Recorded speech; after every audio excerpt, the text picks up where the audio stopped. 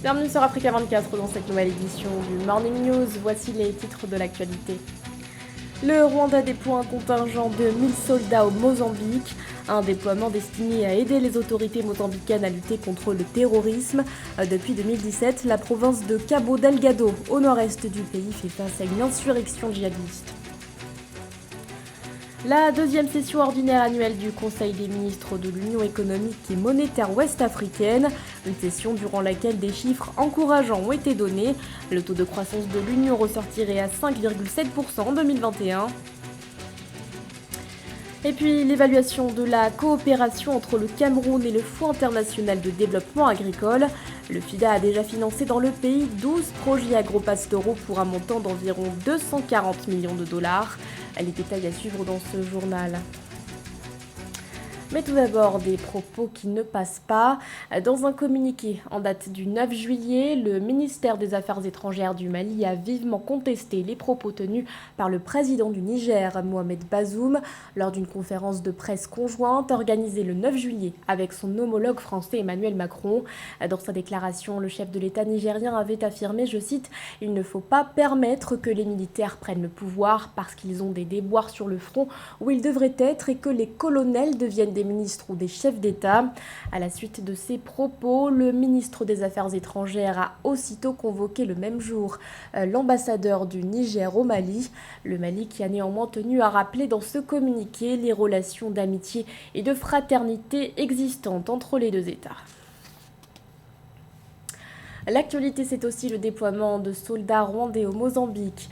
Ce déploiement annoncé ce vendredi vise à aider les autorités mozambicaines à lutter contre le terrorisme. Selon le communiqué du gouvernement rwandais, ce sont au total 1000 personnes appartenant aux forces de défense et à la police nationale du Rwanda qui doivent être déployées à Cabo Delgado. Cette province située au nord-est du pays est confrontée à une insurrection djihadiste depuis 2017. À noter que ce contingent va non seulement coopérer avec les forces armées mozambicaines, mais aussi avec celles de la communauté de développement de l'Afrique australe. À ce sujet, je vous propose d'écouter Ronald Ruivanga, le porte-parole des forces de défense rwandaises.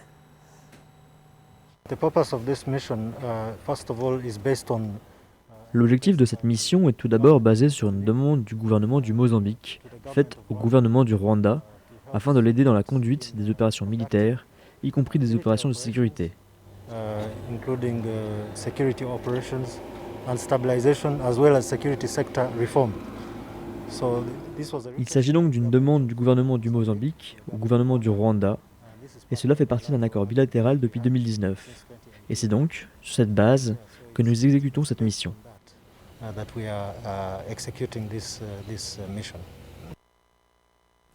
Dans l'actualité également, un texte de loi qui ne fait pas l'unanimité dans les rangs de l'opinion. En République démocratique du Congo, une proposition de loi sur la congolité a été déposée à l'Assemblée nationale ce jeudi. À l'origine de ce texte, le candidat malheureux à la présidentielle de 2018, Noël Chiani, qui a obtenu le parrainage du député Nsingi Pouloulou. Selon ces termes, seuls les candidats nés de père et mère congolais devraient avoir le droit de se présenter à la présidence de la République. Un texte considéré comme dangereux par le cardinal Fridolin Ambongo qui le qualifie d'instrument d'exclusion et de division. Le cardinal qui appelle les Congolais à faire preuve de vigilance. Quelle perspective économique pour les États de l'Afrique de l'Ouest? La question était à l'ordre du jour lors de la deuxième session ordinaire annuelle du Conseil des ministres de l'UEMOA, organisée le 28 juin. Au cours de leur rencontre, les membres du Conseil ont donné des prévisions encourageantes, prévisions selon lesquelles le taux de croissance de l'Union se chiffrerait à 5,7% pour 2021 à Méné. L'Union économique et monétaire ouest-africaine va vers 5,7% de croissance et une réduction du déficit budgétaire de la zone d'ici fin 2021. Ceci en raison du report de certains crédits liés à des engagements juridiques pris par les organes de l'Union au titre de l'exercice 2020 non consommé à la fin de la gestion du budget 2021 décidé lors de la deuxième session ordinaire de l'Union. Les pays de la zone UEMOA connaissent une croissance assez intéressante ces dernières années, notamment notamment entre 2020 et 2021, après une période faste, c'est-à-dire entre 2018 et 2019, ils ont connu une croissance de 5%. Aujourd'hui, avec l'épidémie, ils reviennent à des taux de croissance assez intéressants, de 1 à 2%. En dépit du contexte difficile dû à la pandémie de Covid-19 qui a induit une aggravation du déficit budgétaire en 2020, les États membres de l'UEMOA ont montré une résilience. Le taux de croissance économique ressort positif à 1,6% après 5,7% en 2019 dans un contexte de récession des économies mondiales. Les pays de l'UEMOA ont généré un déficit moins important. En plus de cela, je pense que pour relancer leur croissance, il faudra en plus d'investir dans le capital humain, investir dans tout ce qui est développement durable et nouvelles technologies, afin vraiment de permettre de lutter contre l'épidémie du Covid et en même temps de connaître une croissance qui soit inclusive, notamment en investissement aussi dans la santé publique. Le bilan semble satisfaisant au regard de l'activité économique qui se relance sous l'effet conjugué des efforts de maîtrise des prix dans un contexte de relance post-pandémie. Des efforts visant à freiner l'inflation dont le taux directeur annuel moyen est ressorti en hausse de 2,1% contre un repli de 0,7% en 2019. Une croissance qui devrait également repartir à la hausse pour la communauté économique et monétaire de l'Afrique centrale. La Banque des États de l'Afrique centrale a annoncé ce lundi un taux de croissance du PIB de l'ordre de 1,3% pour 2021, et ce après la récession de moins 1,7% enregistrée l'année dernière. Nathalie Mou. La Banque des États de l'Afrique centrale a annoncé le 5 juillet que la zone CEMAC sortira de la récession en 2021. Les prévisions de l'institution financière sous-régionale estiment la croissance du produit intérieur brut dans la sous-région à 1,3%. Toutefois, la reprise économique sera faible dans cet espace communautaire. La principale prévision de la Banque des États de l'Afrique centrale, en abrégé BEAC, pour l'exercice 2021 concernant l'ensemble de ses États membres, notamment les membres de la communauté économique des États de l'Afrique centrale, 6 pays au total, à mon sens, révèle la bonne santé de ce qu'on pourrait appeler aujourd'hui les économies pétrolières de l'Afrique centrale. Les prévisions de croissance en zone CEMAC sont encore prudentes. La BEAC a abaissé de 0,5% ses projections de croissance en raison des incertitudes associées à la persistance de la pandémie de Covid-19 et des retards enregistrés dans le déploiement des campagnes de vaccination. Et donc la réalité, c'est qu'il faudrait qu'une bonne communication puisse être faite autour de la vaccination contre l'expansion du Covid. Et en même temps, on présente des bons chiffres, mais on fait une excellente communication autour de la campagne, des campagnes de vaccination envisagées dans chacun des 6 pays membres de la CEMAC. Parce que si ailleurs il est retenu que nous boudons ces vaccins, nous boudons cette campagne, et au lieu de, sur les 4 millions de doses qui sont arrivées, à peine 10% de la population a été vaccinée, ce n'est pas dans notre intérêt.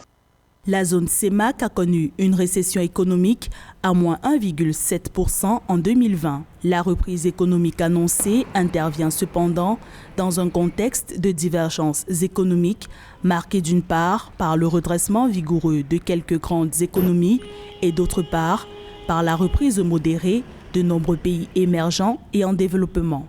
Au Cameroun, le gouvernement poursuit sa coopération avec le Fonds international de développement agricole. Une coopération essentielle à l'heure où le Cameroun s'est engagé à restaurer 12 millions d'hectares de terres dégradées d'ici 2030. Pour ce faire, le FIDA a déjà financé 12 projets agropastoraux dans le pays. Marie-Raphaël Antolo. Le gouvernement du Cameroun et le Fonds international de développement agricole évaluent les avancées de leur collaboration 2 ans après. Ceci dans le but de formuler de nouvelles recommandations. Accrédité au Fonds vert climat, le FIDA, dans ses programmes de développement agricole, s'engage à restaurer les 12 millions de terres dégradées au Cameroun. Et comme nous avons 12 millions de terres dégradées, je pense que ça nous permettra d'aller de l'avant parce que suivant la convention de lutte contre la désertification, d'ici 2030, on doit donc faire beaucoup de progrès. Donc je pense que ceci dit, on peut à travers ce genre d'instruments financiers très importants avancer dans nos engagements. Quand nous savons que de façon globale aussi, nous avons pris comme tout le monde des engagements à la COP21 à Paris. de réduire 32% nos émissions de gaz à effet de serre. Ce n'est pas une petite affaire parce qu'effectivement, cela équivaut à réduire près de 32 millions de tonnes CO2 équivalent. Le programme du Fonds international pour le développement de l'agriculture pour le Cameroun avait été formulé pour accroître durablement la productivité et la production des petites exploitations agricoles et des entreprises locales. Elle vise également à accroître les revenus et autres avantages que les populations rurales pauvres tirent de leur intégration au marché. À mi-parcours, plusieurs résultats sont observés sur le terrain. Comme vous le savez, le FIDA accompagne le gouvernement camerounais dans plusieurs projets de création d'emplois pour les jeunes, à savoir les jeunes en milieu rural, et des projets pour assurer la sécurité alimentaire et nutritionnelle des populations. En même temps qu'il nous assiste aussi dans les projets de développement de la politique de genre. Donc ces projets sont assis sur deux financements, le FIDA 11 et le FIDA 12. Et cette mission à mi-parcours vise non seulement à évaluer les réalisations depuis la mise en œuvre du COSOP 2019-2024, rendu à cette date, mais aussi à attirer l'attention du gouvernement sur les points d'attention et surtout donner de nouvelles orientations.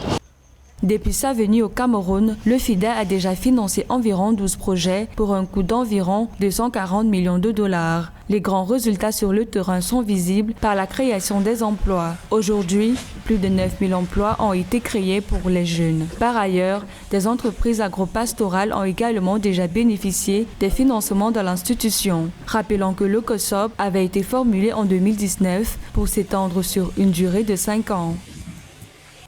One More Push, c'est le nom d'une campagne conjointe de lutte contre le coronavirus lancée par les Centres africains de contrôle et de prévention des maladies et l'opérateur panafricain MTN Group.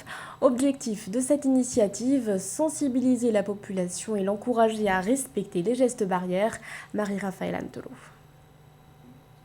Aux côtés du Centre africain de contrôle et de prévention des maladies, l'opérateur panafricain MTN Group s'engage à soutenir la lutte contre la pandémie de la Covid-19 en Afrique. Cet engagement s'est fait à travers le lancement d'une campagne conjointe dénommée One More Push ce 9 juillet 2021. La dite campagne vise à encourager les populations à travers le continent à ne pas abandonner la lutte contre le Covid-19, à continuer à porter leur masque, à se laver les mains et de toujours respecter la distanciation sociale. From an MTN perspective, we have the position and the perspective that says du point de vue de MTN, nous avons une perspective qui dit que ce qui est bien pour l'Afrique le sera également pour MTN. 18 mois auparavant, lorsque le Covid-19 a réellement commencé à se proliférer sur le marché, nous avons pris une décision à MTN de faire, jusqu'à la mesure que nous pouvons, de supporter toute campagne qui sera effectuée pour contenir la propagation du Covid-19. To stop the spread of COVID-19. Selon des agents médicaux africains, une négligence est observée sur le respect du protocole sanitaire administré par les autorités gouvernementales et médicales dans la plupart des pays africains. Par ailleurs, les acteurs soulignent le fait que, si les mesures sanitaires ne sont pas mises en application, même avec l'administration du vaccin, la situation sera difficilement sous contrôle. COVID-19 has had le Covid-19 a eu d'énormes effets sur la vie des Africains et comme nous l'avons vu tout au long de ces 8 derniers mois, il est très clair que les seuls moyens de faire face à cette situation est la vaccination. Au-delà du vaccin, il est aussi important de développer une immunité sanitaire afin que nous puissions rentrer à la normale.